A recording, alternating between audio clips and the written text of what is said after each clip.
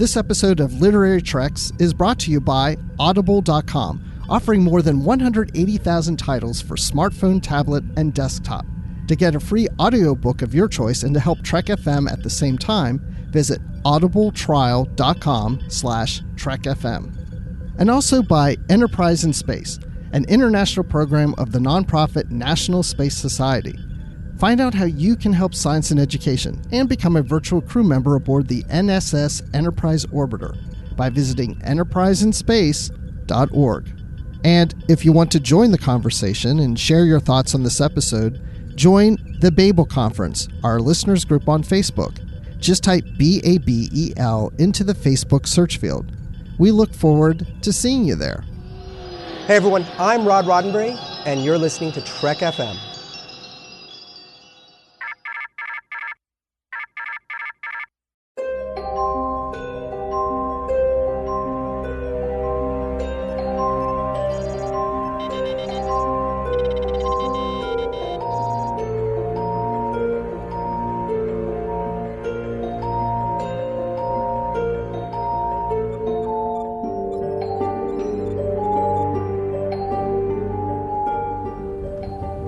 Are you taking all these books?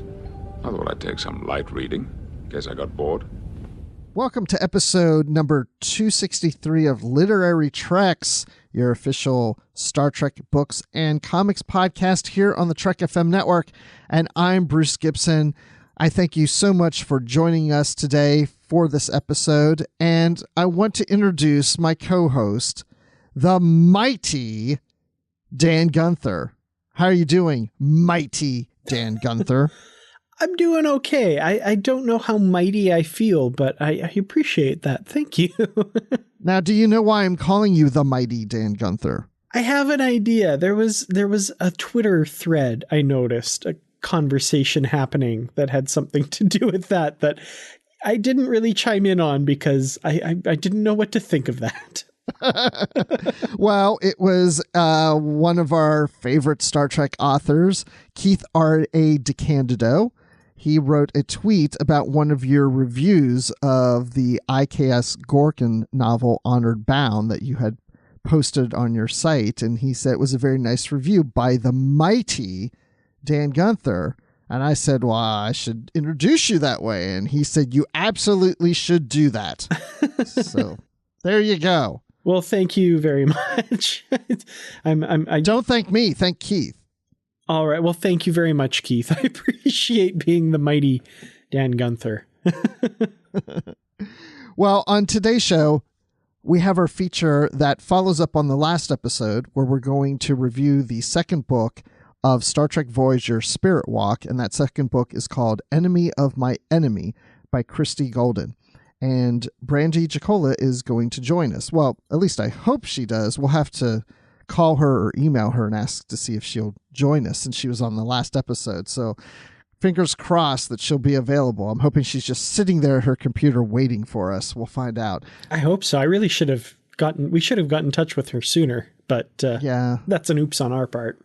Oh, well, I'm sure it will work out. But before we do that, let's go into the news, because we have a release date now for the TNG novel Collateral Damage. And this book is by David Mack, and it's coming out on, drumroll please, October 8th, 2019. And that's per a post we've seen on Amazon. So Amazon.com is listing the book being available on October 8th of 2019.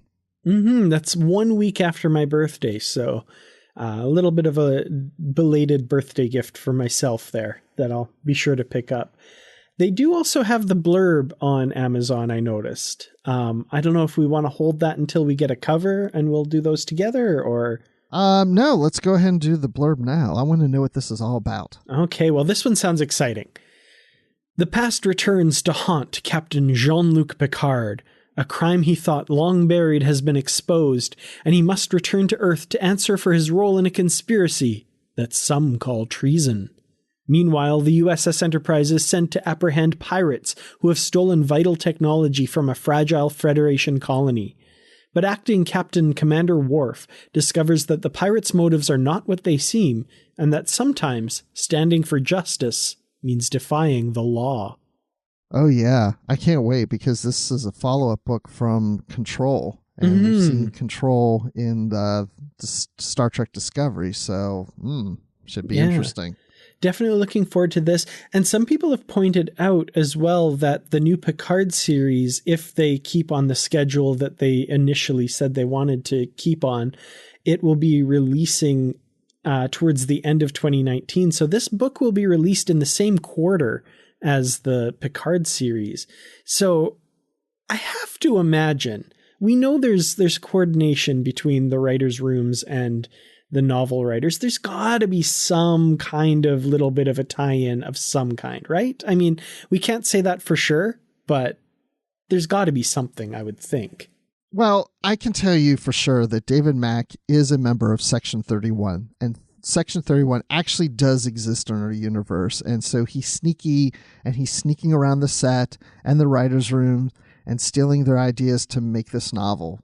So... no, just kidding, of course.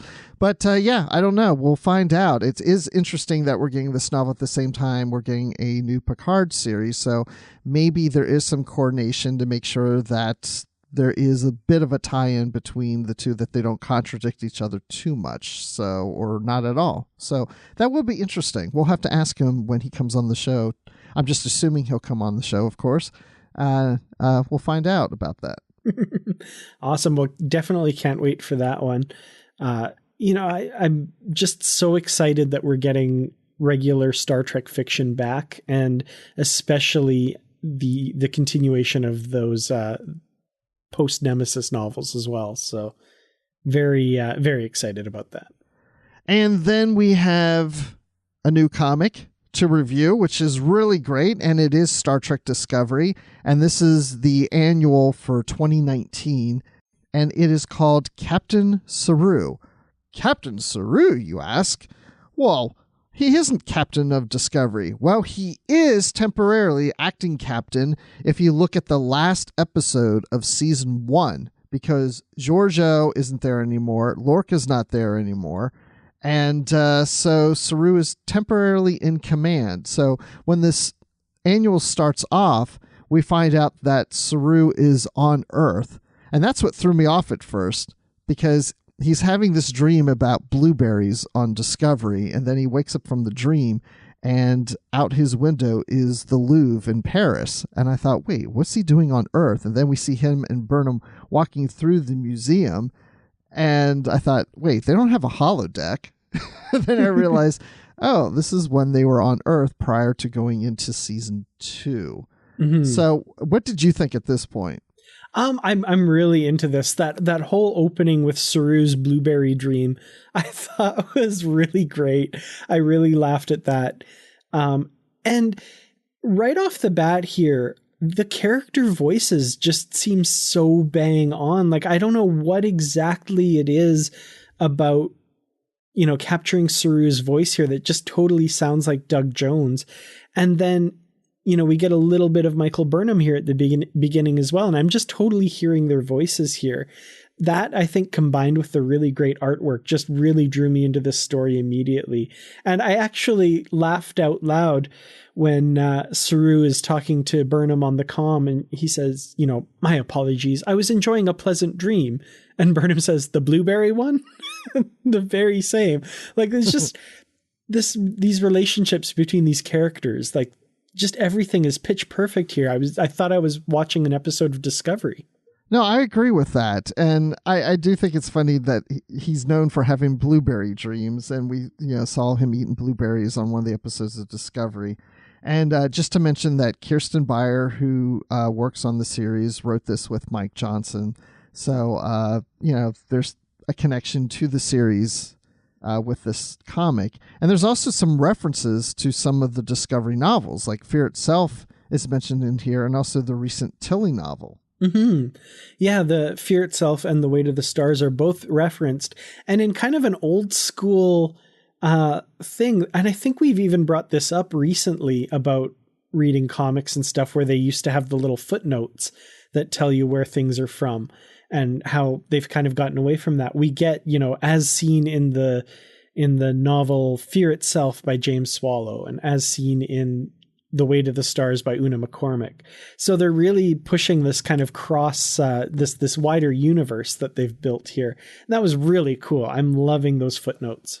Yeah, and this mission that Saru is all of a sudden sent on with Discovery, it revolves around Tilly being on the science vessel that her dad served on and she briefly served on as a kid that we saw in the Way to the Stars novel.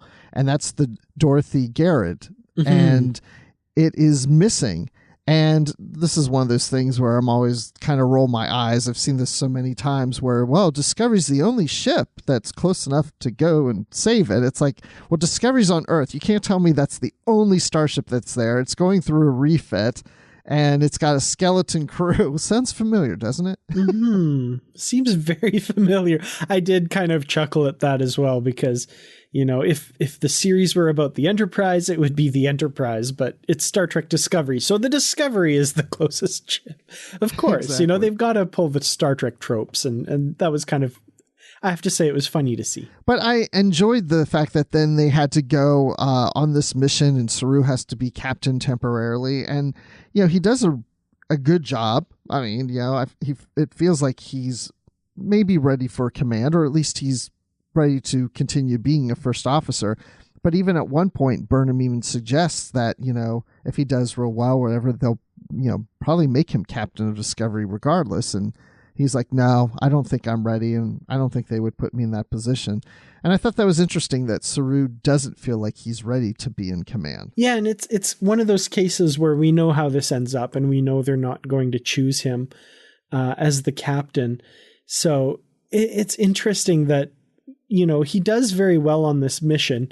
You know, there's certain decisions that are made that impact the end that maybe people might find fault with, but for the most part, I think he does really well.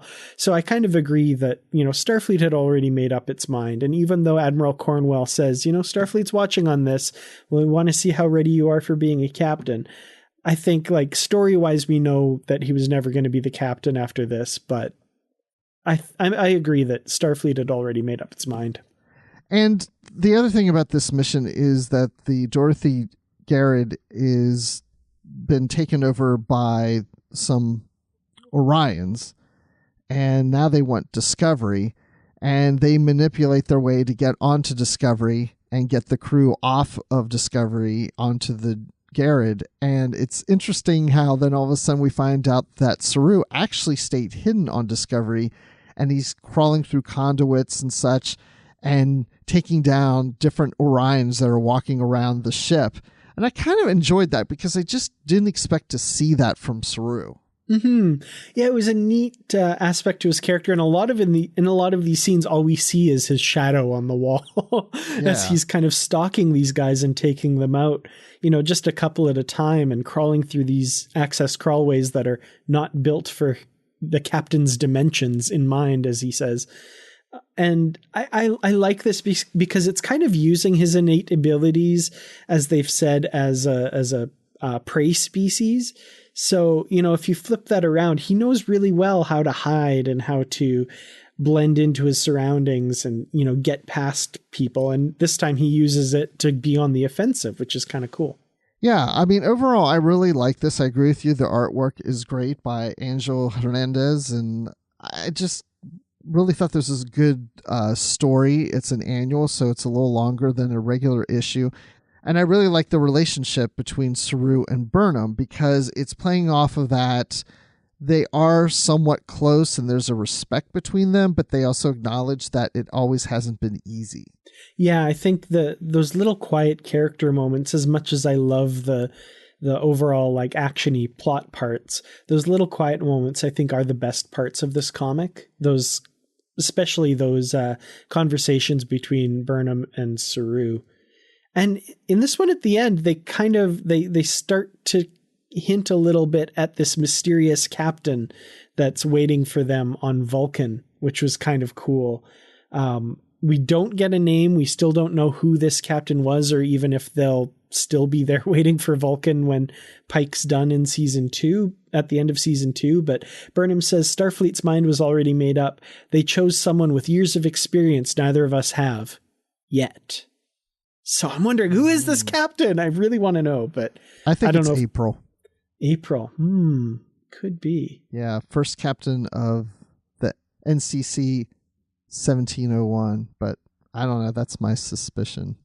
I've seen a lot of people wondering if it was T'Pol, which I don't know. I always like that too, yeah. I think that's a neat theory, especially since the captain in question, he or she is waiting for them on Vulcan, so yeah. I don't know. Well, I've often thought, well, even though they're waiting on Vulcan, doesn't mean they're Vulcan, but I love the idea of T'Pol. I mean, that would that would actually make me cry.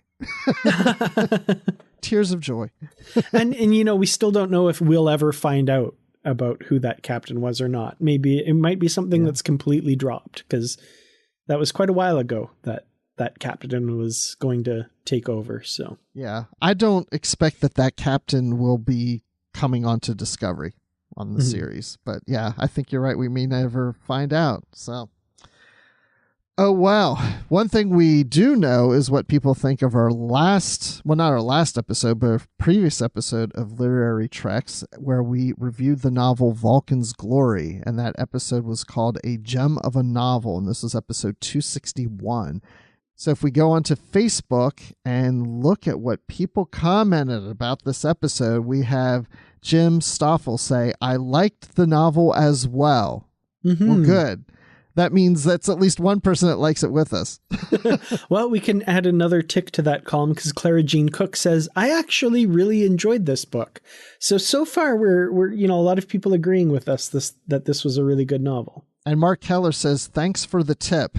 Yes, the tip is to read this book. Jonathan Reeves brings up the short-lived early Voyages comics, asking, what about them? Kind of another really interesting depiction of Captain Pike. Those were put out by Marvel Comics in the 90s. I personally really loved those comics. And, I think that would be an interesting thing to cover someday on Literary Treks. Yeah, because as we're planning the calendar for the year, we put in a lot of the Pike novels. So we're going to be hitting a bunch of those here soon. And I thought about these comics and I was like, I'm not sure how to work this in. I mean, we've got other things coming up, like the post-Nemesis books and the new novels and such. And I didn't know how we could maybe even fit this in as a feature, because there's too many comics to review in one feature. So you'd have to break it up into different ones. So yeah, maybe we'll figure out some way somehow to get to those. I don't know, but you don't need to hear what we think about them. Just go read them yourselves. Go find them, go read them. It'll be a lot of fun. So Bill Sweet says, mark your calendars, guys. I agreed with you. I love that comment. I thought that was really funny. Yeah, I've got that on my calendar. That's great. So Justin Ozer has a rather lengthy comment here about Vulcan's Glory. So he says, there was a lot that I loved about this novel. I love the characters, the era, the mystery of the glory, and how the story on the planet unfolded. However, two of the things that you mentioned bothered me a lot. First, the death of T'Pris got me so upset that I almost stopped reading the novel at that point. I really dislike when female characters are killed off in service of a male character being spurred on to do something, which is what happens here. I loved the character of T'Pris, and there were other ways to accomplish what was needed for the plot. It would have been much better if T'Pris and Spock solved the mystery together, and there was also a different reason why the relationship didn't work out. Second, I was really disappointed that Scotty's involvement was limited to drinking and setting up and hiding a still.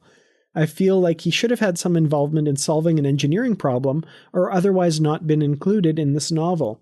His involvement in this novel being focused on drinking felt like a real disservice to the character, as there's so much more to Scotty. Yeah, and I have a hard time arguing with some of these points, because I also agree, the idea of killing off a character in service, a female character in service of a male character's story, and that being the only purpose they serve in the story, that is problematic, and it is annoying when it happens. And in the discussion of the novel that we're going to be talking about today, that kind of tangentially comes up a little bit in this one as well. So it's a trope that happens over and over and over, and it is annoying. I didn't really have a problem with Scotty's role in this novel. I felt like, I understand what you're saying about his drinking being the sole focus, but I don't know, I kind of just liked where his character was at in his career. He wasn't a chief engineer yet. He was just kind of a junior officer. making his mark on the Enterprise. And, maybe we don't like how he made his mark so much, but I don't know. I thought it was a fun part of the story, and it was a nice little bit of a reprieve from the heavier parts of the plot for me. Yeah, I didn't mind the Scotty thing too. I just thought it was just a lighthearted minor storyline, just to have a nice little fun time and laugh during more serious things. And we have so much Scotty in so many other books that I don't mind if we have one little funny little Scotty moment in his youth, drinking the hooch. Which, by the way, Jen Foley says, I really like this novel, though I do agree that I was sad to see a great character like T'Pris killed off. I loved the Spock, Pike, and number 1 backstory as well as the engineer Caitlin Barry. It would have been great had DC Fontana written more stories about this crew. One thing you didn't mention in the podcast that I found intriguing was that number 1 was in love with Pike, though she'd probably never let him know. If any Discovery writers read this book, I wonder if that will factor into the show. I've seen so little of her so far. Yeah, I know we did forget to mention about that. There was... it wasn't a big part of the book, but yeah, there was mention that there's interest in Pike from number 1. Yeah, that was an interesting part that kind of, puts a little bit of extra meaning on the events of the Cage as well, which will happen in a few years after this book. So that was kind of intriguing. And there was some suspicion there that Pike had interest in her too, so yeah. But she's perfect. Yes. And Jen goes on to say, in an amazing coincidence, just as Bruce said, Scotty has his hooch and Spock has his hoochie mama, I was driving past the Hooch Golf Course. I'm not making that up. It's a golf course near my house, so named because it sits on the Chattahoochee River. Now every time I drive past it, I'll be laughing. Okay, well, I have never been to the Hooch Golf Club, but I do live fairly close to Jen. We have met in person a couple of times, and I'm sure at some point when I pass the Hooch Golf Club now, I'm going to be thinking of this myself. That's interesting. I love when little coincidences like this come up, and she's actually even linked to the golf course's website here, which is kind of nice. So we know she's telling the truth. So that's cool. In Duluth, Georgia. All right. Well, that's it.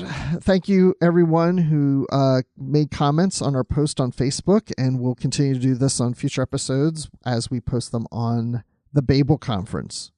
And so at this point, I think it's best that we just go right into the feature. I agree. Let's jump right in and start talking about the conclusion of Spirit Walk. All right. So on the last episode, we talked about the first book in Spirit Walk. And now we're going to talk about the second book in the Spirit Walk duology of Star Trek Voyager by Christie Golden. And this is called Enemy of My Enemy. And Dan, on the last episode, we had Brandi Jackola here. So I think we should invite her back to do the second part of this duology. I think that's a good idea. Let me email her. I probably should have done this before we even thought about recording this, but let me email her and see if we can get her on the show. Okay. Hopefully she's online and she'll see it soon. I don't want to wait too long. I got a read receipt and she says, yeah, cool. All right. Let's get her on. Okay. Just let's give her a moment to get in here. Hi. Oh, good. Wow. You were just on top of things. Look at you. I was sitting by my computer just waiting. Just waiting for an invitation. You were waiting to see if the call would ever be made to bring you back to Literary Treks. I'm so happy. I probably should have emailed you sooner, but glad it worked out for sure. I knew you guys would come through for me. It's all good. Okay. Well, I hope that you read the second book. Did I? Yes, of course I did. I wouldn't show up here just without any knowledge. And besides that, cliffhangers, I hate those. Got to find out what happens. Mm-hmm. So, yes, I read it. Great. Excellent. So, in this book, there are things that are wrapping up some of the things that we read in the first book. And let's talk about the Changeling. He was punished by the Founders for not following orders. Naughty little Changeling. And confined to a single form, just kind of like Odo. Now, however, he has used Crell Moset's research to expand his abilities to take different forms of approximately the same size and shape. And then he tends to use the Sky Spirit DNA to create a race of servants and form his own dominion.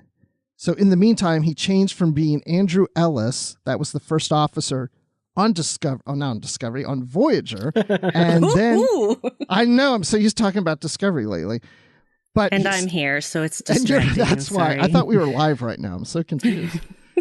And then he changed from Andrew Ellis to Chakotay because he captured Chakotay. They have him in there. Moset has Chakotay in the lab or whatever with his sister. And so now, of course, the Changeling goes on Voyager and everybody thinks he's the captain, but he's not acting like his normal self. Something weird's going on. And so they get suspicious. And so then we have Dr. Kaz and Harry Kim are in the sickbay and they're like, okay, I think something weird's going on. I think something, let's contact Janeway. Let's contact 7 of 9. Let's contact the doctor. Let's contact Neelix. No, they don't go contact Neelix, but they're looking for some help to kind of figure out the problem. So how did you like how this Changeling storyline went? Because this is probably the main part of the storyline of this novel.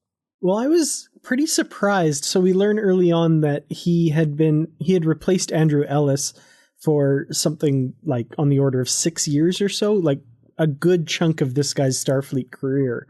So the Andrew Ellis that everybody knew had in fact been this Changeling. Which we questioned in the last episode. Yeah. We didn't know how long he had been. Yeah, exactly. And, so I wasn't expecting that. I thought, they have Andrew Ellis on the planet in stasis. I guess sometime after the away team beamed down, he replaced him. But no, it's been quite a while. So it's interesting that this has been, a plan years in the making. And I also have to say, I like how they did it with him replacing Chakotay. There was nothing immediately, like, and anytime they have this storyline where somebody replaces somebody else, it's always they act completely out of character and so over the top. There's an episode of Voyager called Vis-a-Vis where somebody replaces Tom Paris and he fights with B'Elanna and is, just doing all this stuff that's crazy. And like, of course somebody's going to know. But in this case, he's pretty reserved and he's just making little slip-ups here and there and not doing things quite properly and not showing the same relationships that he has. So I like that it was a little more subtle and you can kind of get away with that in a book. So I really appreciated that part of it. Yeah. And just to say, because this is the second book in this duology, I'm going to say we're going to hit spoilers probably very soon because this really is doing like the last half of a story. So spoilers galore. Here's how I felt about that. I actually, when it's one of these things where the reader knows this one thing is going on and everybody else doesn't, I can sometimes get really annoyed with that, especially with someone replacing someone else. But the wonderful joke of it all is that the Changeling thinks he's the smartest person in the room, and he ain't. Oh, no, he is not. But he's so confident, which dumb people always are, extremely confident. He's so confident that, he's going to pull all of this off. And the thing is, they start picking up on it right away. And I'm like, yes, thank you. It's not going to be like 90% of the rest of this book, them figuring this out. I did kind of feel like, really? If Chakotay's not himself, your brain doesn't very first go to Changeling? Because that's where mine would have gone had I not known about a Changeling. But I appreciated the fact that the Voyager crew weren't made to look like the smart, intelligent officers that they are. And that they start picking up on these things and they start investigating them. And that, I was just like, thank you. Thank you. Really appreciated that. I think it's interesting that you said you would naturally assume it's a Changeling if Chakotay's not acting himself. And that was one of the nitpicks I had about this book, was that they did make that assumption. And I thought, of all the stories we've seen in Star Trek, there's a lot of times where a character is not acting like themselves because, well, maybe they're from the mirror universe. Maybe they're possessed from some alien being, And I thought just because someone's not acting like themselves doesn't, I mean, yeah, Changeling is definitely on the list, but I wouldn't just assume that's the one thing.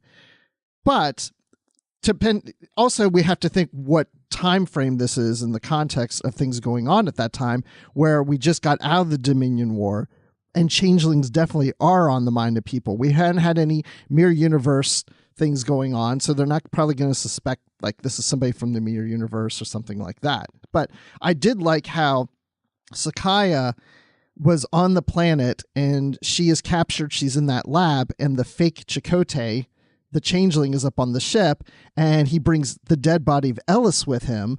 And they're like, "Oh, well, where's your sister?" And he's like, "Oh, she died too." "Well, we'll go recover her body." No, don't worry about that. Just leave her there. And that was the really thing that tipped them off. That's like, Chakotay wouldn't just leave it. Why would he bring Ellis and leave his sister's dead body on the planet? Because there is no dead body on the planet. And I love how it was ultimately confirmed, at least to Kim and Kaz, that it was a changeling, because and it comes into this overconfidence, like you said, Brandi. If we're going right into spoilers, like this is fairly near the end, where they're reading this message that they've gotten this partial message from 7 of 9, and their think tank has kind of sussed this all out. It said Andrew Ellis is, was not the right person, and Chakotay has now been replaced by and they're like, "By a what?" And he walks into sickbay and he's like, "A changeling." Dun dun dun. And he really is, like, we can call him the Dunning-Kruger changeling, because he thinks he's so smart and does not know, that he's leaving all these clues everywhere, and he's just way too overconfident.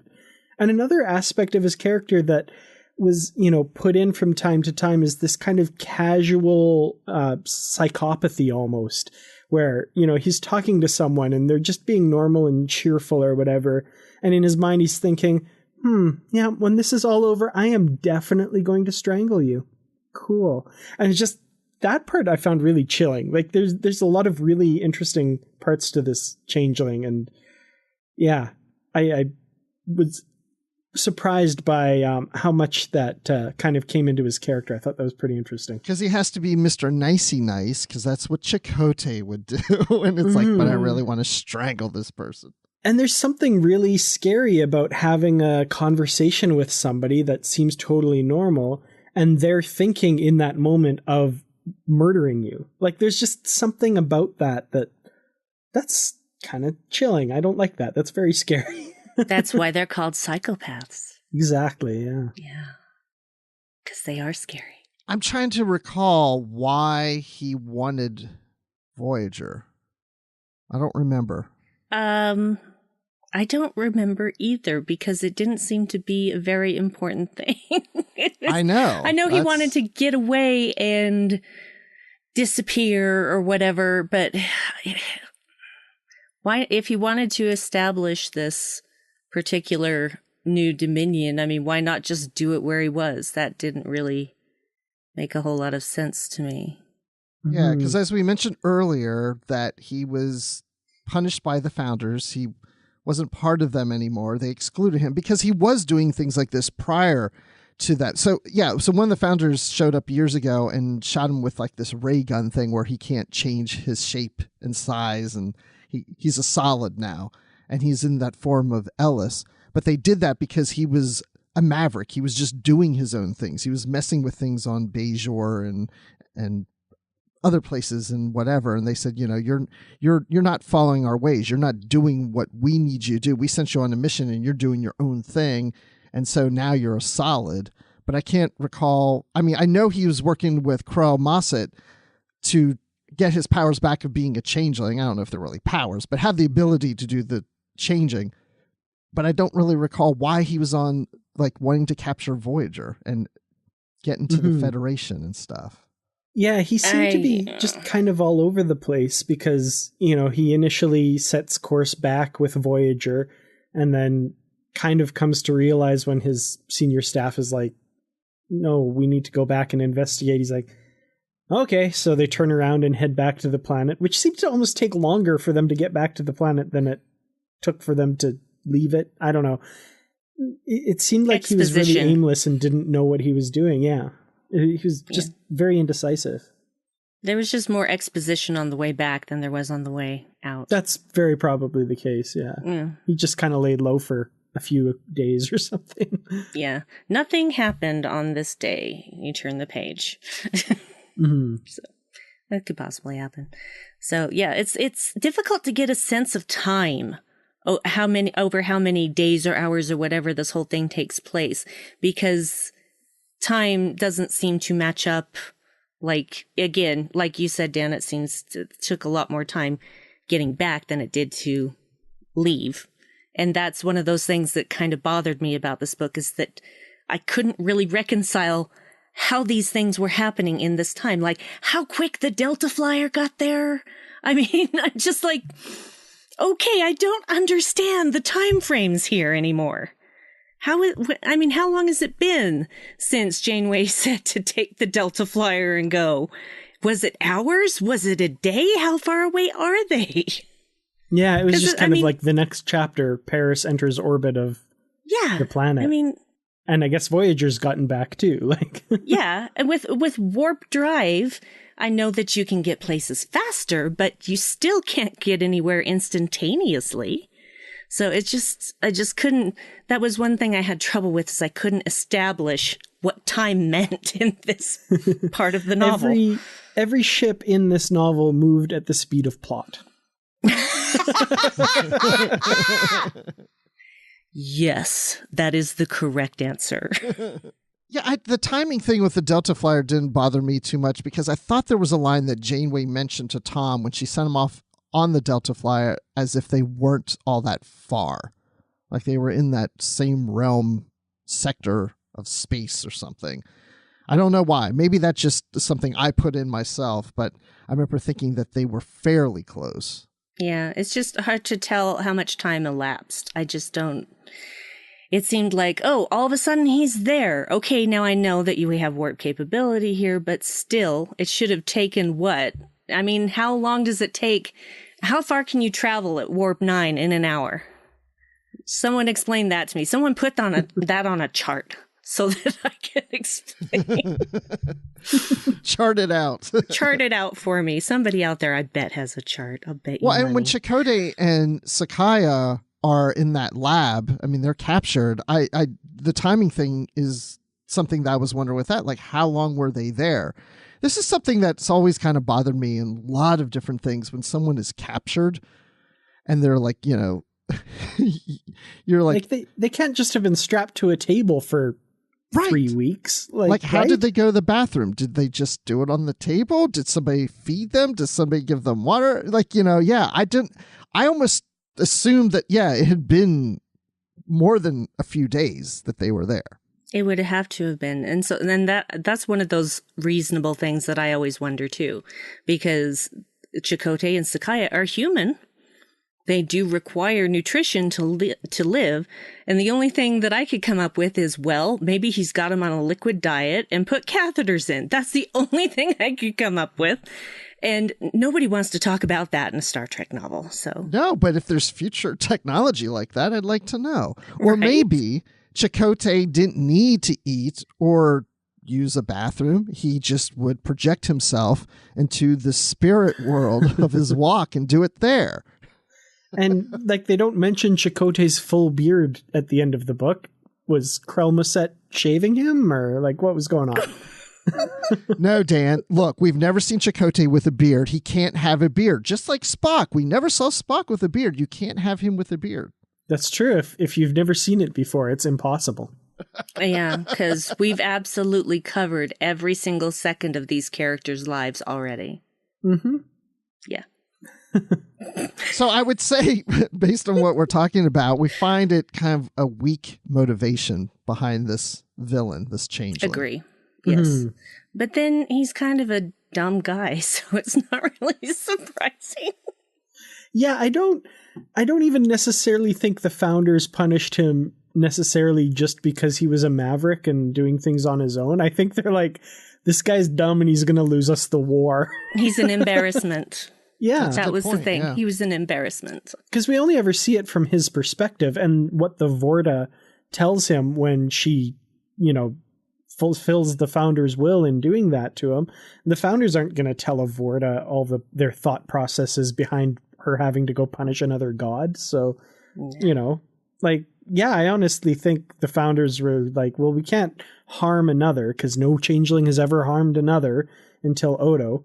Although I don't see how this isn't harm, but all of that aside, they're not going to kill him. So they're just taking him out of the picture. And I think honestly, because he's completely incompetent. Yeah, I would have to agree with that and that is one thing about psychopaths and sociopaths is they definitely create their own realities. Mm-hmm. So what they think about themselves is probably miles and miles from what they actually are or how other people see them. So I would absolutely agree that he was an embarrassment more than he was dangerous.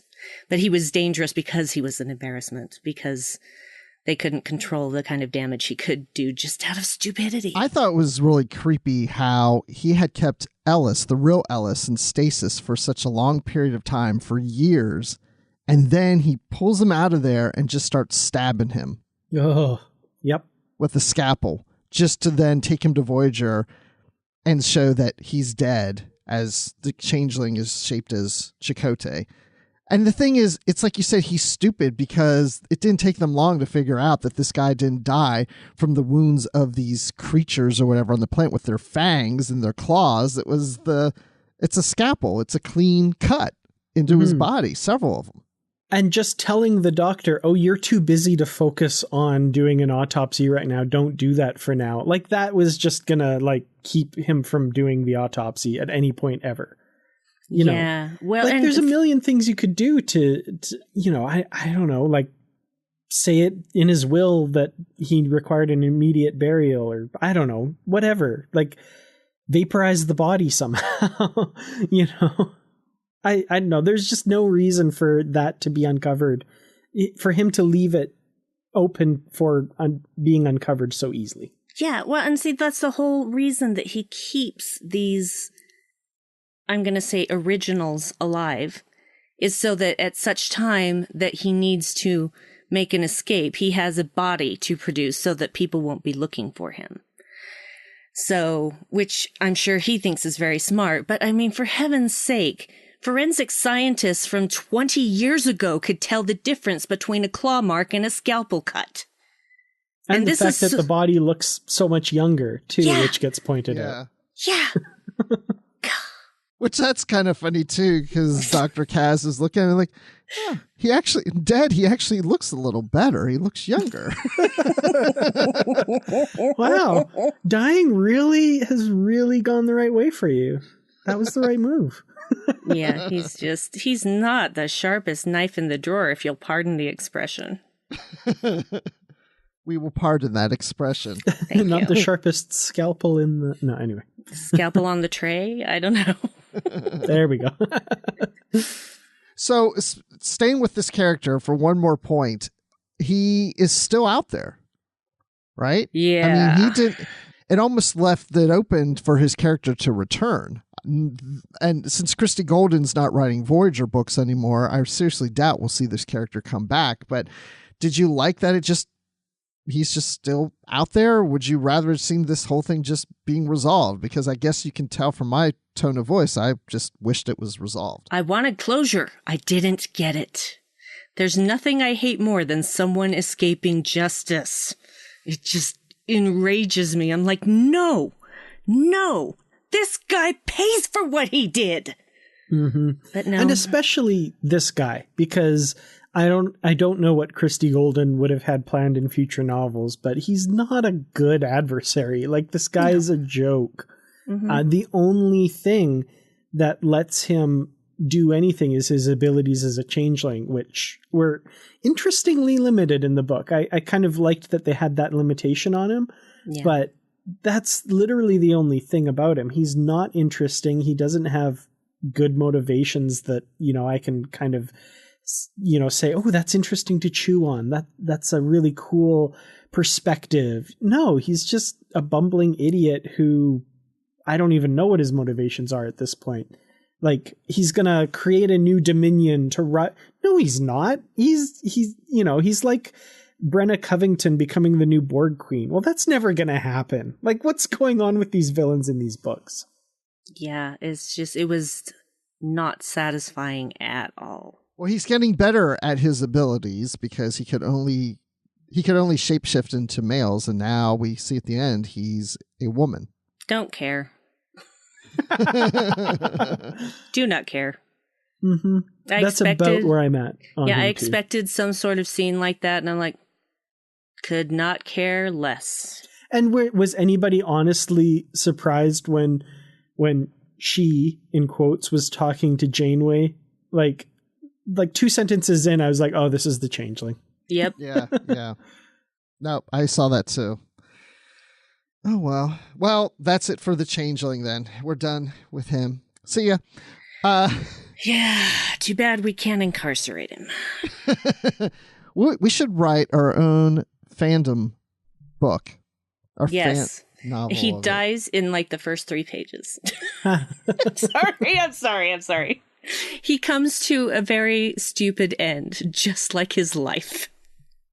That's what I want. That's kind of almost like, I feel like after speaking with Janeway, he got in his ship and like unbalanced the warp reaction and it just blew up or something. Like he forgot to hit the flashing red button that makes it not do that, and it just blew up. I would have been okay with that. I never read these novels before, but I've read all the novels after this by Kirsten Beyer, and I don't know, because it wouldn't have stood out to me at the time, but I don't know, maybe this is briefly addressed. Maybe there's a line in one of the novels that says something about his character.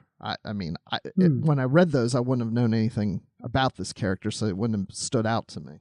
Yeah, it's possible. I don't remember myself either, and unlike you, I'd never read these before, and I've read all of those, so it's possible. Full Circle is a big book. There's a lot in there, so maybe there's something. Yeah, we'll have to skim through that and look, but not right now, because we need to talk about Kaz. We have 2 chasms.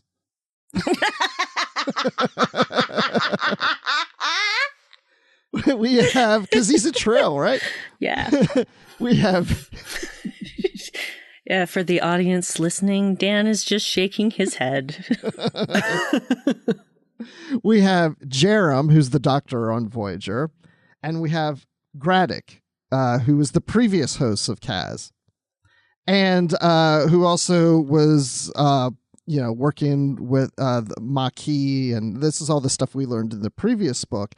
So the thing is that Gradek just keeps wanting to come out. He's, Kaz, I'm sorry, but Jarem wasn't trained, just like Ezri Dax, on how to handle having a symbiont inside himself. So he's dealing with this like almost split personalities and trying to keep Gradek back in the back of his head, and Gradek just keeps wanting to come forward. And as we got into this book, he still manages that well. Jarem does. But I like it when he feels like he needs to let Gradek out, that he's able to release control and bring him back in again. Yeah, it makes for some interesting parts in the book for sure. I liked, the end of last novel, I was kind of wondering what they're going to do with this, because he undergoes that procedure, that kind of spirit walk that brings him to the fore, and then can't really do anything with it because all of a sudden they're dropped into the plot. And in this novel, they do some really interesting things with it. And I think that's one of the things that ended up being a really cool setup for how it pays off in this, because they are kind of working in tandem. And there are times where, Jarem, when he's kind of focused on his work, Gradek is able to kind of be suppressed a bit.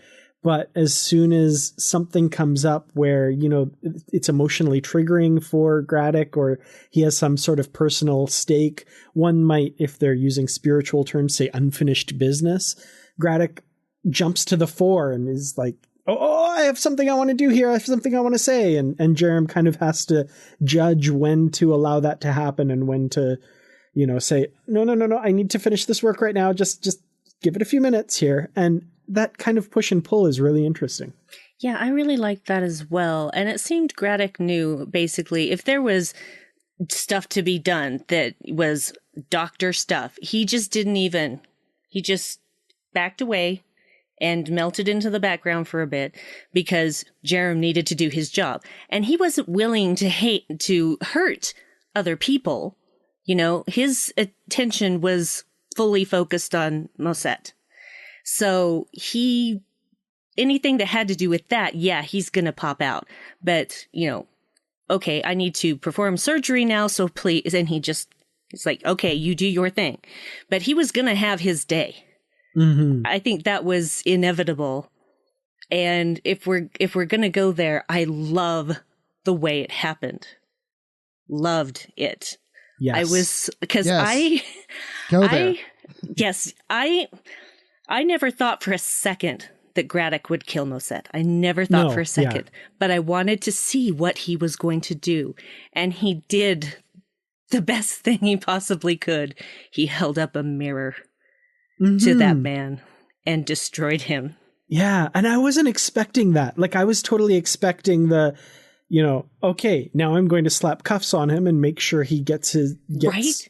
Punished and goes to court. But I was not expecting I'm going to play around with your soul a little bit here and actually make you confront what you've done and how you have harmed the universe around you. Yes. Oh, man, that just blew my mind. I love that. Yes, I really did too, because I wasn't sure what to expect. I knew he wasn't going to kill him. That's as much as I knew. And so I was just like, okay, where's he going with this? And just the motions of him using the phaser to caress like his cartilage, his raised cartilage and stuff like that, and his neck and stuff like that. I like, oh, you are working up to something. and then it happens and I'm just like, wow, that is just desserts if I've ever seen them. That is the kind of justice that I like. Because, you kill a person, they don't pay for anything. They're gone. But you still have to live with everything.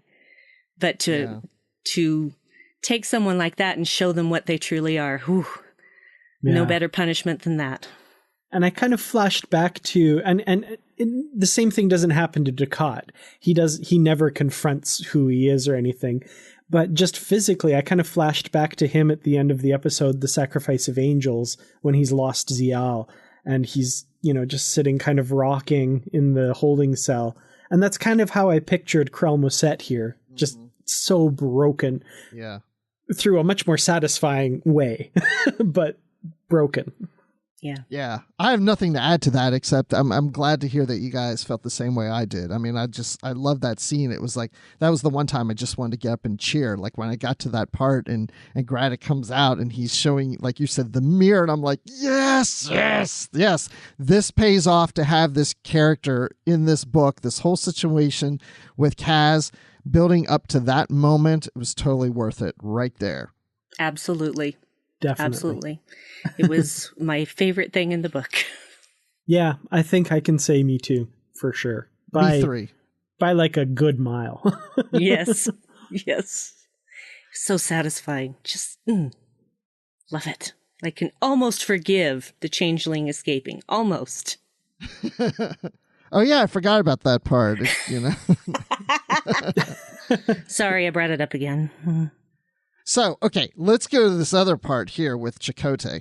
I thought this was really interesting. I don't know if you like this or not. I have no clue what you guys think of this. I'm kind of on the fence about this whole thing. But this is what I call Super Chakotay. Because he gets powers.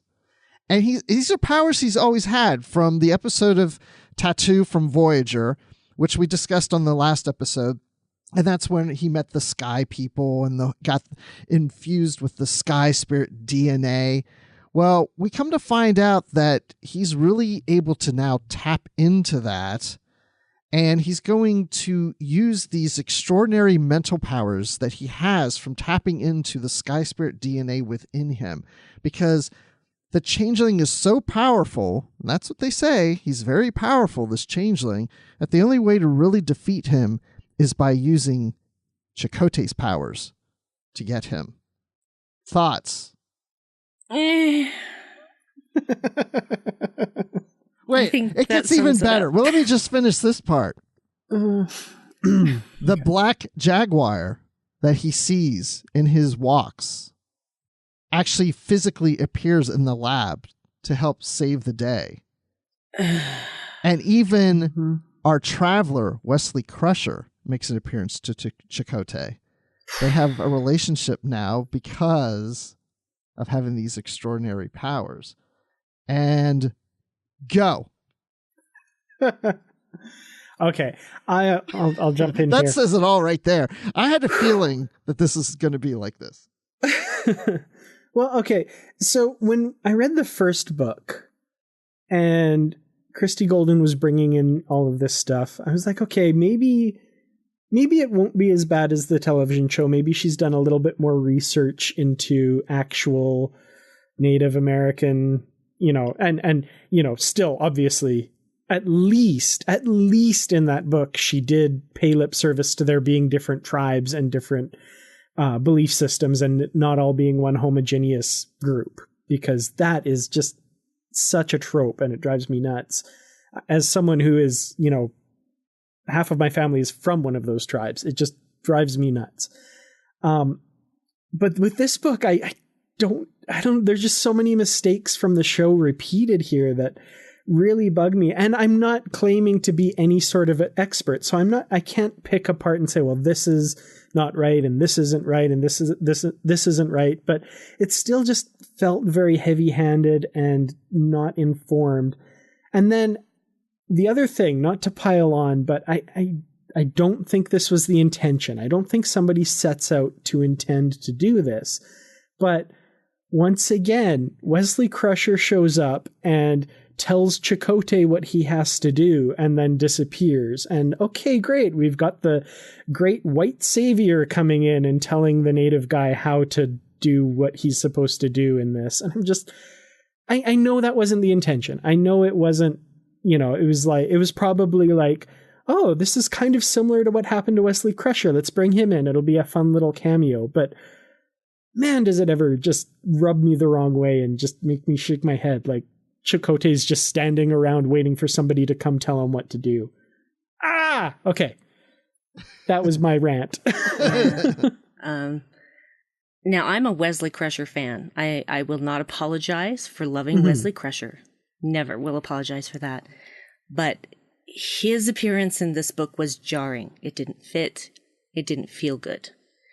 And when this whole climax started to happen and Chakotay reappears in earthly form, I'm like, okay, this is what we're going with? Really? We're really doing this? And there's really a black black jaguar there? Really? Not the car. Not a car, but the actual animal. Yeah, the actual That would have been cool. Right? And it's just kind of And Wesley's black driving jaguar. it. And he just pops in and he drives over everybody in the lab. And as I'm reading this, I'm just like, well, he's not really doing a whole lot with this power, is he? What does he do with it? He avoids being shot with a phaser and he throws a bunch of stuff at Moset. And that's pretty much it. And he talks to the creatures. That's all he does with this? That's the big climax? That's how I feel about it. The setup bugged me, and then the payoff was not even remotely worth it. So I'm left scratching my head wondering, why did we go through this song and dance then? Yeah, I was like, at least have like a serious Scarlet Witch moment or something, reshaping reality. I mean, you don't have to obey the laws of the physical world, and all you do is avoid a phaser blast. I mean, if you're going to build this up, if you're going to take pages of him going on the spirit walk to build this up, you better have something big in your pocket. And this was not it. And then have Sekaya, at the time, I assumed, give her life for this to happen. Agree. Which, thankfully, she ends up recovering. There, some spiritual kind of stuff happens, and she's kind of frozen in time long enough for Kaz to operate on her and save her life. Which is, okay, that's good, I guess. I'm glad she didn't die in service of Chakotay's story, which I thought they were going there, and I was like, oh my god, really? I thought so too, yeah. We're going to take the one interesting woman character you've introduced here, and anyway, that's a whole trope. But his superpowers save her, you know? Yeah, but it's not really his superpowers. Well, she's helping him. Yeah, but the link is severed when she's attacked and she dies. But Blue Water Dreamer is holding her together. He holds her in stasis. Chakotay has nothing to do with that. Here's the thing. Let's not just have her get injured at all. Let's not have that even happen. Let's just, I mean, if we're going to relegate her to a non-action thing of just being his anchor, let's not punish her with that as well. Let's not put her in the refrigerator, guys. Let's not do that. Exactly. So, and that was totally echoing through my head the whole time reading this. Mm-hmm. Interesting. Yes. Yeah. I mean, Wesley, I like Wesley Crusher. Sometimes I use him just to joke around about, because I know some people don't like him, but I actually do like the Wesley Crusher character, what he developed into. But yeah, having him show up in here made really no sense. It was just more of like a, look, we're going to drop in a name, Wesley Crusher. There he is, and there he's gone. Like, he didn't do anything for this. It really wasn't necessary. But I thought that it was really getting kind of dorky. This whole thing was playing out. That's the best word I can come up with right now, is dorky. But afterwards, well, first of all, when I was putting this in the notes, I was thinking about, wait, why did we do this? Why did he have to go into his spirit world realm and do the walk? I couldn't even remember exactly what it was, and I went back and read it. It was exactly what I said earlier. You know, they make the comment like the Changeling's so powerful that this is the only way to get him is to be more powerful ourselves. And I just thought that was kind of a weak thing. Like, if Chakotay's always had this kind of within him, then why haven't we seen it before, and why have we never seen it since, really, in future books? That tells you a lot right there. But at the same time, I like this idea because of what happened in Tattoo and the previous novel. In some ways, it makes sense that he would have these abilities, but I just didn't feel like it worked really well in this book. No, yeah, and I didn't get why he was going along with it in the first place. Like you said, the rationale they give is the Changeling's really powerful. We need to be more powerful. So Chakotay is like, okay, I'll undergo this procedure that horribly malformed these other people, and, you know, I'll just go along with it because I'm pretty sure if I go on a spirit walk at the time, it'll all be okay. Okay, well, even if you absolutely believe that to be true, why are you doing it in the first place? Like, there's not enough of a rationale given for why they're going through this. Yeah. I think it's honestly because it looked cool on the page. That's the entire reason that a lot of this stuff happens in this book. And it goes back to what we were saying, and I'm sorry to bring it up again, the motivation of the Changeling. I think it's a cool idea on the page to have a Changeling impersonate Chakotay and take over Voyager. Why was he doing that? No idea. Why not impersonate an ensign on deck 36? Sorry, deck 15. Voyager's smaller than that. But, you know, like, it just, yeah. So much in this book happens for reasons that I can't fathom other than it was written on the page. Yeah, it was a situation of character serving the plot instead of the plot serving the character. And it's really, really obvious in that whole sequence. Because what is the one big thing he does that does anything to the Changeling? He talks to the creatures and tells them, no, this guy's bad. And so the creatures start chasing him, and he hightails it out of there. He doesn't even do anything. Yeah, I was waiting for something to happen. And he just like closed the door and waved bye, and then he was gone. Yeah.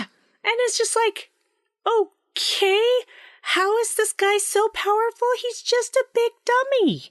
This wasn't worth all of that effort. Why?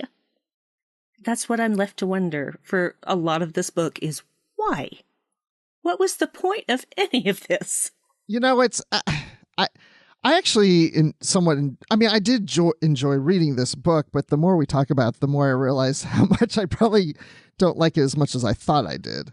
You know, because it's exactly what you're saying. There's so many times when I was reading this, and I'm just like, I didn't really like the motivation just wasn't there for these characters for me. It's like, I don't really understand why, not for all of them.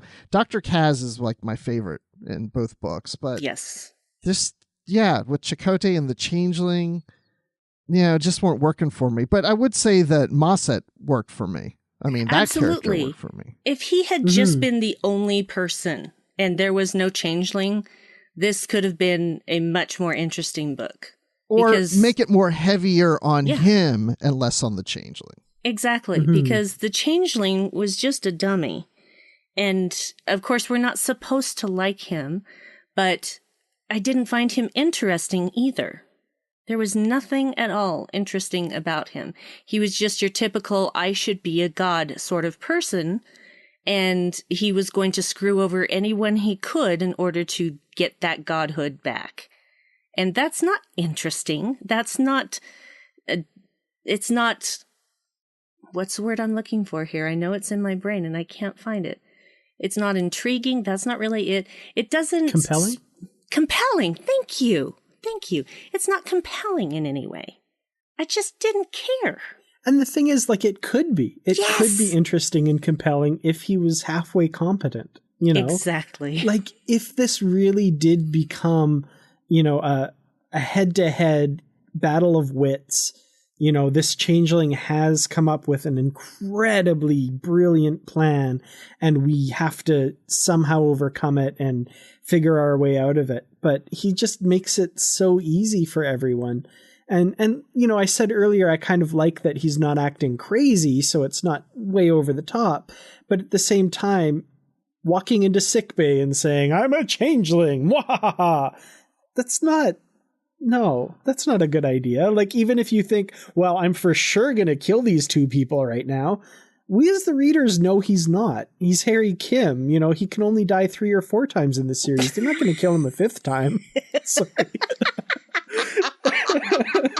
I forgot that the Changeling was Harry Kim for a while. I forgot about that. Yeah, that's right too. Yeah, had Harry Kim's head, or was it Harry Kim's body but Paris's head for a minute? I can't remember. It was one of those two. But yeah, and I'm just like, basically, if he had been competent, like you said, Dan, there would have maybe been some sort of complexity there, but there was just nothing. You just want him to fail, and he does fail because he's incompetent. And there's just nothing interesting there. There's nothing, because, the most interesting villains are always the ones who think that they are doing the right thing, that they're the hero of the story, like Moset. Far more interesting. Why are Cardassians always so interesting? Because they really are, aren't they? They think they're the hero. That's always more interesting than somebody who's just an idiot. Well, let's go on. We talked earlier about Paris, and you just mentioned his head on Harry Kim's body, but at one point here in the book, he does get on the Delta Flyer, and we don't know how long it took for him to get to Voyager. 2 minutes. He does. 2 minutes later, he arrives to Voyager, and that's when the Changeling starts to flee on a shuttlecraft, and then the Delta Flyer is chasing him and basically shooting after him or whatever, and the Changeling's going down to the planet. But, he's there to help also rescue Chakotay and Sekaya. So it's not a long storyline, but I did enjoy Paris arriving to Voyager and ending up on the bridge of Voyager and taking command, because Harry Kim right now is in command because Chakotay and the first officer aren't there, but now Paris takes over on the bridge. And so it was great to see Paris, but he didn't have a whole lot to do in this book. No. I think he showed up specifically so everybody would go, oh, yes, you really should be a first officer, because that's what they've been building to, not very subtly, for this entire book. Well, that's my critique then about this, because he just filled in temporarily in command of the Voyager, Then the story ends, and then in like the last chapter, it's mentioned, oh, by the way, Tom, congratulations on being first officer. How does B'Elanna feel about it? Oh, she's good with it. She's happy for me. And I thought Starfleet did not want Paris to be first officer. They didn't want Chakotay and Paris to both serving together because they were both Maquis, or Paris was, in trouble before he joined Voyager and was getting himself into, he's in the penal colony and all that stuff. And they're like, don't really want these two together. Paris can be a first officer, but on another ship. We don't want him together. And now it's just like, oh, now he's first officer with no explanation as to why they were okay with it now. It's because he showed up in the nick of time and did almost nothing. But they didn't even say that was the reason. Yeah, the best first officers just show up in the nick of time and do basically nothing. Isn't that how Starfleet works? Holy mackerel, I think you cracked it. But yeah, no, and literally it's because we have to create drama by putting some fake roadblocks in front of our characters and then somehow completely ignoring them once we get to where we want them to get to. And yeah, there's no, he has a few moments here and there. He leads the away team that, rescues them supposedly and, takes the helm of Voyager to land it and stuff. But that just proves he's a good helmsman. We already knew that. So, there's no real big, come to the light moment where Starfleet realizes, oh my God, this is the team we need at the helm of Voyager. We need them to be the captain first officer team, because I totally thought that's what would happen, there'd be some indispensable thing that he does that proves that this is the best place for him to be. But like you said, it's just kind of an afterthought that, congratulations, Mr. Paris, on being made first officer of Voyager. That's excellent. Everybody's in the place where we need them for these novels to go forward. And great, cool. We filled out our roster. That's how it feels. Yeah. And it's really unsatisfying. Maybe they also really liked how he objectified female diplomats at that assembly hall. And helmswomen. Oh yeah. Yeah. He is top notch at objectifying women. So maybe they were just looking for another Riker. Oh, I'm sorry. I'm sorry. I didn't to mean be fair, that's everyone in this novel as well. Yeah, there were so many times where an adjective alluding to the female's appearance were used. And I'm not talking about her having blue eyes or brown hair. I'm talking about how she was gorgeous or extremely attractive or beautiful or whatever. And every time that happened, I groaned out loud, and it was getting to the point where I was just groaning every other page. It was offensive to me because I know you guys don't know what this is like, but as a woman, I have been subject to objectification my entire life. And I am so sick of seeing that in the future that is supposed to be Star Trek. Stop doing that. For the love of God, please stop that. Yeah, it stood out to me too, because we talked about this on the last episode. Now reading this book, it really stood out to me because when Paris comes and gets on the bridge of Voyager, he looks over at the helm. There's Lieutenant Ter sitting there, and he's like, wow. He's thinking how incredibly gorgeous she is. And that's literal. It's incredibly gorgeous. Yes. And then 2 paragraphs later, again, incredibly gorgeous. And we're in a state of crisis right now. He's taking command of Voyager to be the hero, and he sits down in the captain's chair and thinks, oh, look how incredibly gorgeous. And he even says, Tom, don't be thinking of this right now. You're a married man and you've got a mission to do. Yeah, it's coming from a female author especially. It makes it even more offensive to me. And I will absolutely yield to your experience and opinions on this because, if someone like me or Bruce noticed that, I can't even imagine how much it must stand out to you or, another woman reader seeing this. And where it really, that bugged me, Paris for sure, but where it really bugged me was on the planet when Kaz was talking about Sekaya, and 3 or 4 different times as she's lying on the table or whatever, he kept thinking something like, the beautiful, gorgeous Sekaya. And there was one where it was like, he would have liked to have seen something else on that beautiful face of hers or something like that. And I'm like, you're in the middle of this thing that's going on right now. Why the heck are you?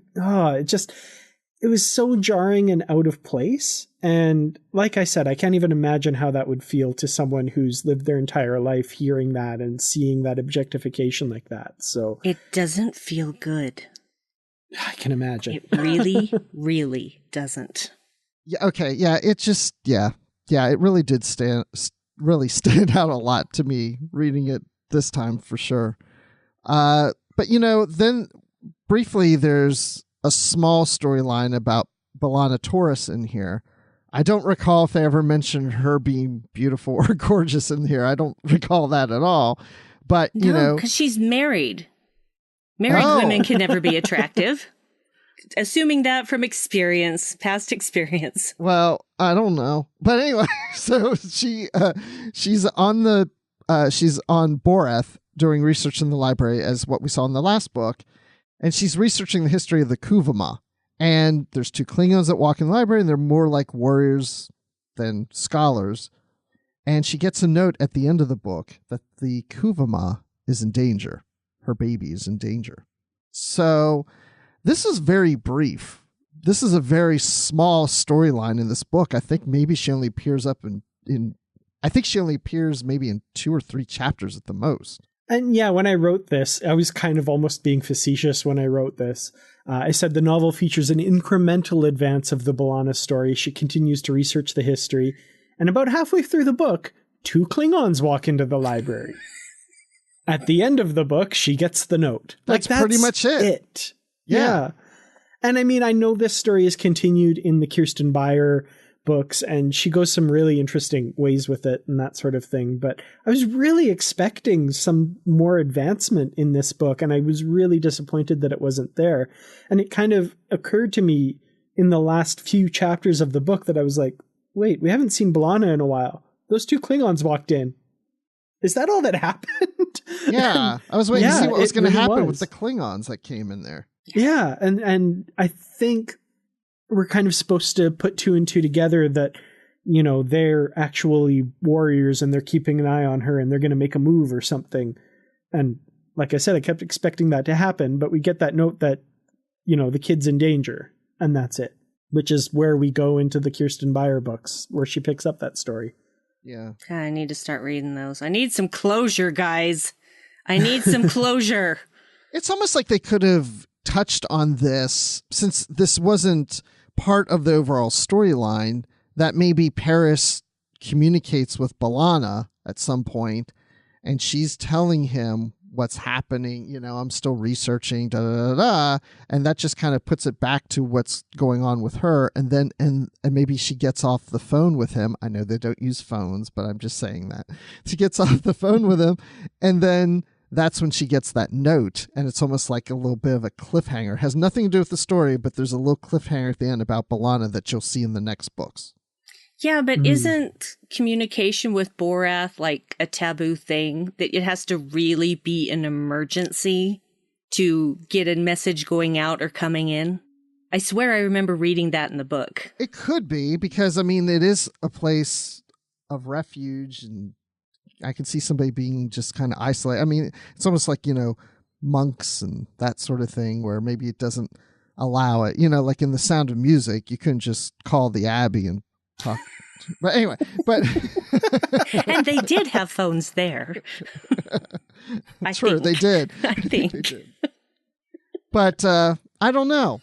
But anyway, yeah, there isn't a whole lot to say about B'Elanna in this book. Mm-hmm. Yeah, I was too disappointed. I wanted more because I had found their story in the previous the previous duology, interesting enough to warrant its own story. And then I was hoping, they're back in this. Maybe I'm going to. Okay, I'm not going to. All right. Mm-hmm. So, unfortunately, a lot of disappointment for me at the end of this book. Well, let's go to the very end of this book also, that Amar Marion Cole, who is a Federation member representing her planet, has decided to leave the Federation because of all the events that happened during the Dominion War, and a lot of this was touched on the first book, and Janeway's mission is trying to keep her planet and others as members of the Federation.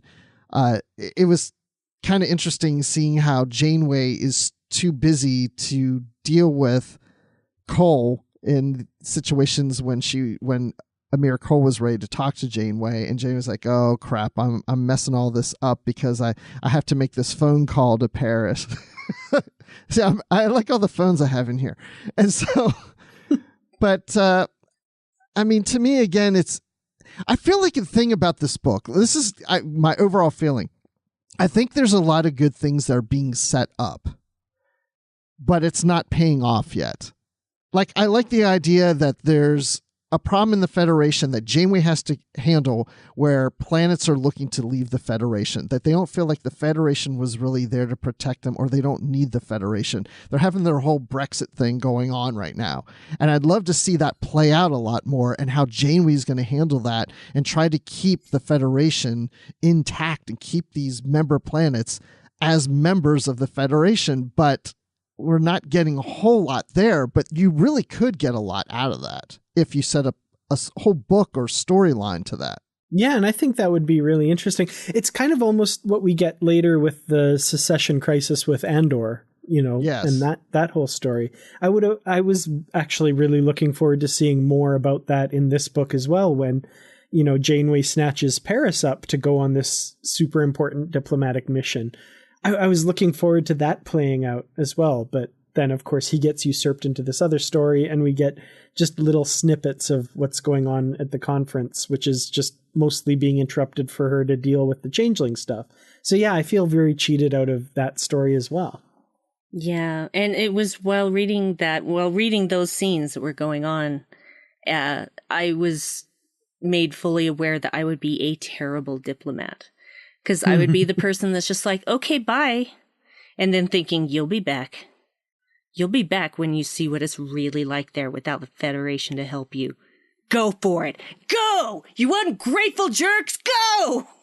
That would be me. Sorry. So the diplomat would make the speech like, we feel the Federation has, blah, blah, blah, and these are our reasons, and blah, blah, blah. And steps away from the podium, and Admiral Brandi Jackola walks up to the podium, leans down, maybe taps the mic twice and goes, "Bye, Felicia," and then sits back down. Yes, that. You know her so well. Mm-hmm. I love it. Yeah, I would be a terrible diplomat. I just don't have that level of patience. Well, I don't know if you remember in this situation also that is it that Cole makes this decision really on her own, or is she being manipulated by the Changeling? Because the Changeling was contacting her as a friend, playing, as another character, which I think does not help the story.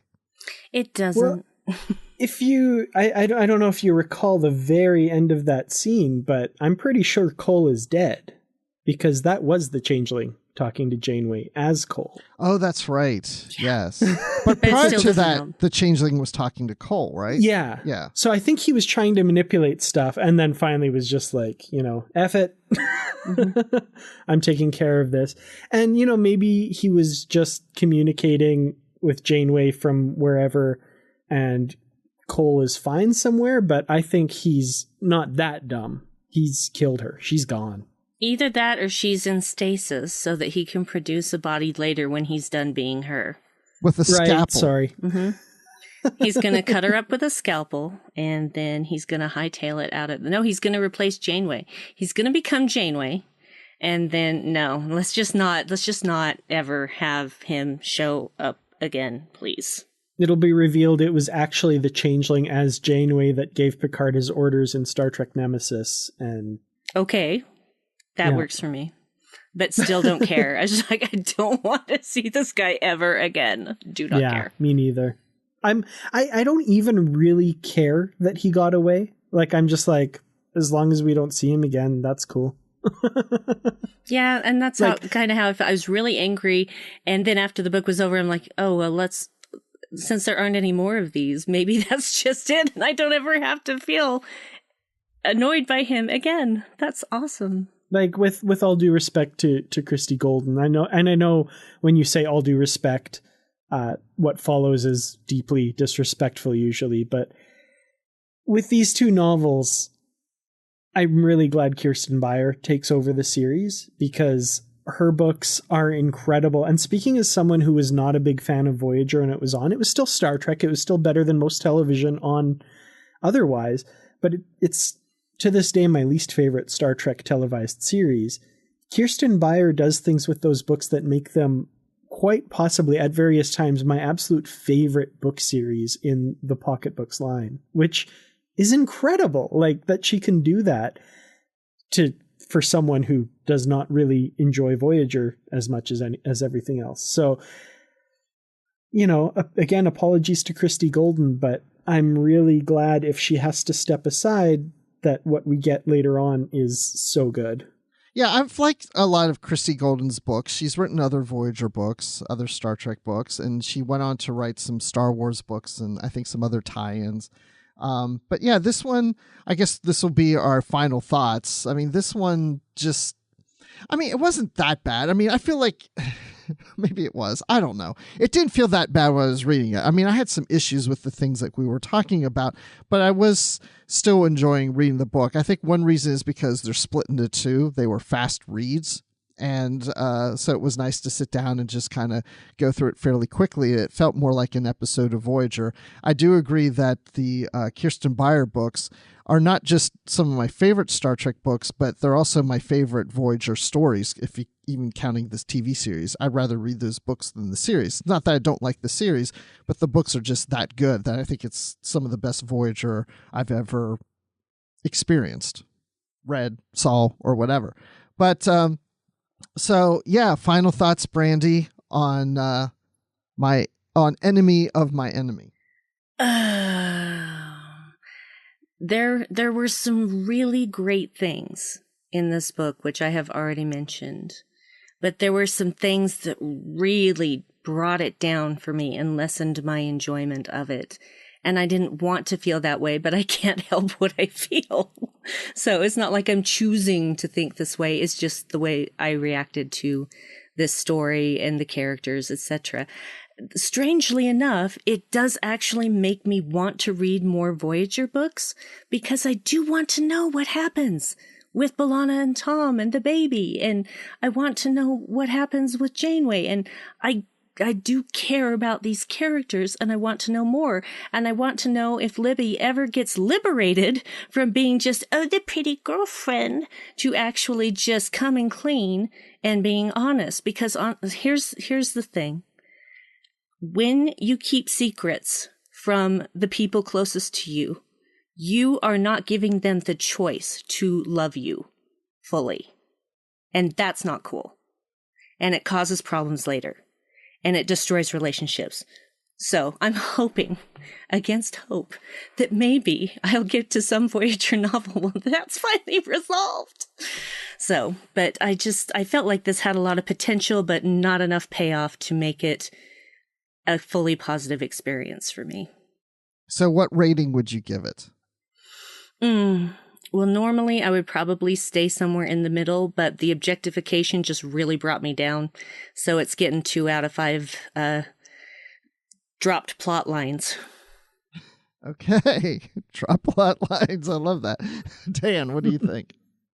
Yeah, I have to echo a lot of what was said. There's a couple things in this novel that I really, maybe one thing in this novel that I really like. No, a couple. There's a couple things in this novel that I really liked. But there's so much of it that just falls flat for me, or just really makes me kind of scratch my head and wonder, why are they doing that? And I really stand by something that I said earlier, that a lot of what happens in this book happens because of the fact that it looks kind of cool on paper, I think, but the motivations of the characters just don't make any sense. And I'm talking about the villain. I'm talking about our heroes. Chakotay's decision to go through this whole thing just still does not make sense to me. And he shouldn't be commanding a ship based on that alone. Like, there's just so many things in this novel that don't make sense.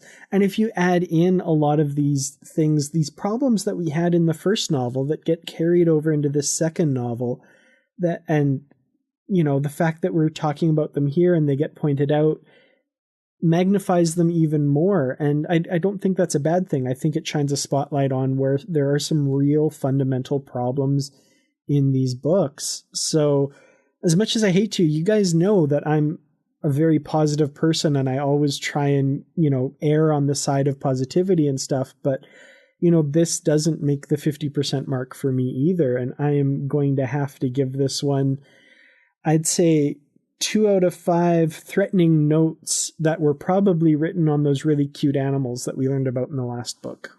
The Voyager book line is in danger, is what the notes say.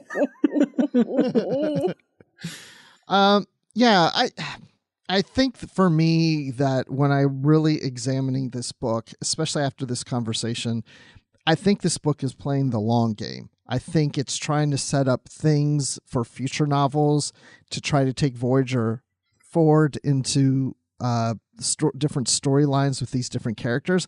I think Christie Golden got the characters right, the Voyager characters. I could hear them, I could see them. It's like they didn't feel off to me unless they were taken over by a changeling. But all the other things we're talking about, there's some things about the story that just fell short and didn't really make sense on some of the motivation. But at the same time, it was a quick read. I enjoyed it. Felt like an episode in a sense. But I think setting up those things again for the long game sometimes I think might have hurt the book, because it's just like, well, where's this going? And why didn't we get a resolution? And this didn't seem to go anywhere and such like that. But overall, I would say that I would give this 3 out of 5 in a litter of black jaguars that are actually real. Nice. Just as an aside, I was totally going to use black jaguars, and then I was like, I bet you Bruce is going to use that. See, because you can read each other's know what minds. I'm going to use. Yeah. We always know. We can figure each other out all the time. We've been doing this too long together. No, you haven't been doing it long enough. Exactly. Yeah, we got a lot of books to cover. So many more. There's so much more to come. Yes, we should go through every issue of every Star Trek comic out there eventually too. That would take us another couple decades. I want Cisco and Vic Fontaine to walk out now and sing "The Best Is Yet to Come." Oh, yes. Oh, wow. Well, Brandi, it was great having you. Thank you for joining us. Oh, thank you so much for having me. I have always had a great time. So I have a homework assignment for you. Okay. Oh. Read the next Voyager book, Full Circle, which, by the way, I looked up on Memory Beta just a moment ago, and apparently both Cole and the Changeling are referenced in that book. Excellent. So I might go back tonight and just kind of page through it and see if I can find what they say. Well, I actually... Oh, I'm glad you looked that up. That's really interesting. And I do already have that waiting. Ooh. So I will get on that. Thank you. Please do, because you know what I'm saying you up for. As soon as you read that book, you're going to want to read the next and the next and the next and on. Mm-hmm. And then you'll have to listen to Literary Treks to hear what we discussed about those books. Oh, gosh, will I? That sounds like such a hardship. No. Especially since Kirsten Byer's on those episodes. So. Oh, my goodness. I don't think I can handle that. Heads up, the third book is the best. Got it. Thank you. So, Brandi, when you're not reading Voyager books, where can people find you? Well, you can find me on a little show called Live from the Edge with somebody named Bruce Gibson.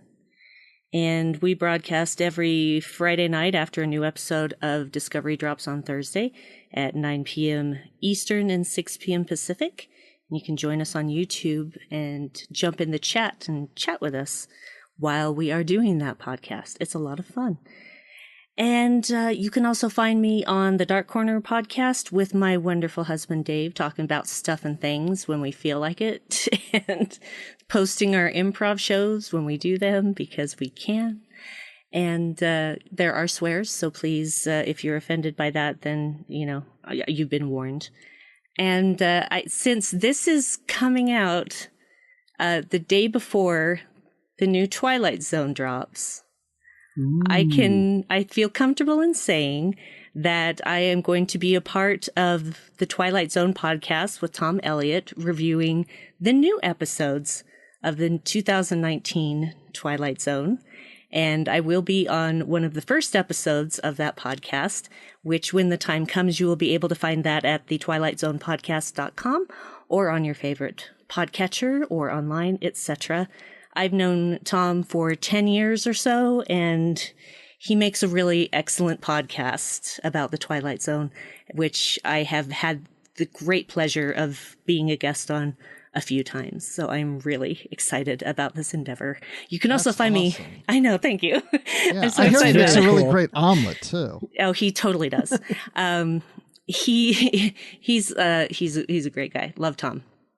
And also, you can find me on Twitter at Brandywine12 or my alter ego, Dark Amy Nose Rockets. Dark Amy has been a little bit quiet lately because Brandi has been very busy at work. That's my prime tweeting time. And yeah. And you can find me lurking in the Babel Conference as per usual. Awesome. Well, thank you again for joining us, and I'll see you on the live show. All right. Looking forward to it. Oh, thanks so much for coming on the show. It's always great to have you. Thanks, you guys. I love podcasting with you. I have to say, it's kind of a testament to Star Trek novels in general that it's very rare that we come across a novel on this show that we kind of left us all kind of cold. And I think this is one of those rare instances, unfortunately. It's probably one of the lower ratings I've ever given a novel on this show, and it's very uncommon. So, for the Star Trek novels as a whole, I think that's generally a good thing. Yeah, I don't know. I mean, it didn't feel that it was all that bad when I was reading it, but then reflecting on it and talking through it, it's like, yeah, it's not as good as I was hoping. Sometimes I can come on shows and review a novel and then start to realize that, wow, just talking through this makes me like this novel even more. That was the opposite this time. Talking through, I was like, gosh, yeah, I'm starting to realize, there was a hole there. That didn't really make any sense. There was motivation. But anyway, again, overall, I did still enjoy reading it. It wasn't something where I just couldn't get through it or I was just like wanting to put it down. I just kept going. So it wasn't great, but it wasn't all that bad to me. But yeah, it was just, okay, whatever. I'm glad I read it because I want to read them all. But anyway, it's been fun talking about, today. But it's not the only thing we've been discussing on the network. So here's a quick look at some of the other things you may have missed elsewhere on Trek FM. Previously on Trek.fm, Literary Treks. Like you said, some of the recent novels have gone with Commander Una, which is, if I'm remembering correctly, they explain a name she's kind of adopted because she got tired of people just calling her number one or something like that. But it's still referring to this backstory of her being the best of the best, being perfect from Illyria, which is a planet that embraces genetic manipulation, I think, and that sort of thing, and breeding for the absolute best. And she was number one in her generation or something like that. Melodic Treks.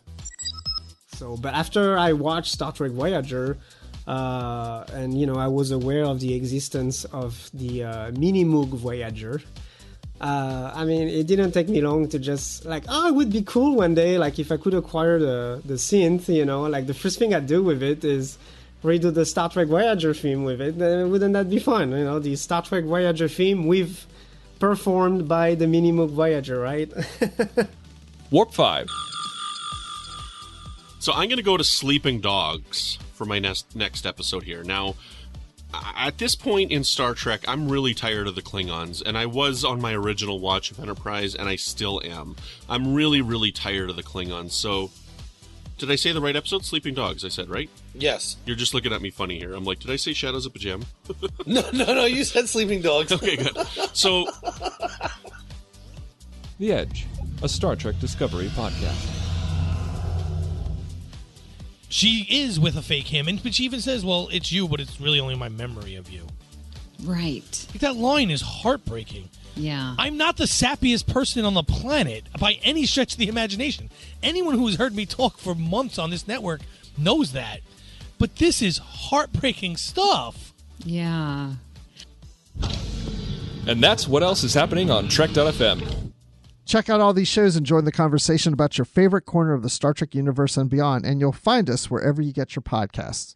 If you're an Apple user, be sure to hit that subscribe button in Apple Podcasts on iPhone, iPad, or Apple TV, or the desktop iTunes app to get the latest episodes as soon as they're published. And if you have the time, we'd love it if you leave us a star rating and a written review as well. If you're not an Apple user, we've got you covered as well. You can find our shows on Google Play Music, Stitcher, TuneIn, Spreaker, SoundCloud, Windows Phone, YouTube, in most third-party apps. And you can stream and download the MP3 file from our website or grab the RSS link.